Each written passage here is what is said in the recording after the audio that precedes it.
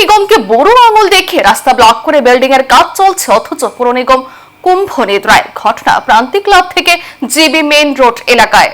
আগরতলা পৌর নিগমকে বুড়ো আঙুল দেখিয়ে গুরুত্বপূর্ণ রাস্তা দখল করে বিল্ডিং তৈরির সামগ্রী রেখে দেওয়া হয়েছে।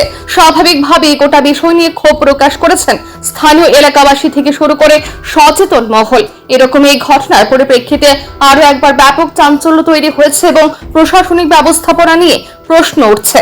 ঘটনার বিবরণে জানা গেছে, পুর নিগমের অন্তর্গত প্রান্তিক ক্লাব থেকে জিবি মেইন রোড ভায়া যে ইন্দ্রনগর রাস্তা রয়েছে, সেই রাস্তার একটা অংশকে দখল করে বিল্ডিং তৈরির সামগ্রী রাখা হয়েছে। স্বাভাবিকভাবে ব্যস্ততম এই সড়কটা দখল হয়ে যাওয়ায় পরিপ্রেক্ষিতে প্রতিদিন যারা চলাচল করছেন, বিশেষ করে যানবাহন চলাচলে অসুবিধার সৃষ্টি হচ্ছে এবং ছোট বড় দুর্ঘটনা ঘটে চলেছে। এই পরিপ্রেক্ষিতে প্রশাসনিক ব্যবস্থাপনা নিয়ে সাধারণ মানুষ প্রশ্ন তুলছেন এবং দিনের পর দিন কিভাবে পৌর নিগমের ব্যবস্থাপনাকে বুড়ো আঙুল দেখিয়ে এইভাবে প্রধান সড়ক পথকে বেদখল করে রাখা হচ্ছে, এই বিষয়টা দেখার দাবি উঠছে। সত্যি কথা, এটা 1 নম্বর রোড, সবচেয়ে মানুষের রাস্তা, প্রয়োজনীয় রাস্তা।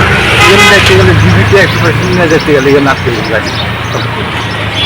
রাস্তার মধ্যে রাস্তার অর্ধেক আই বসে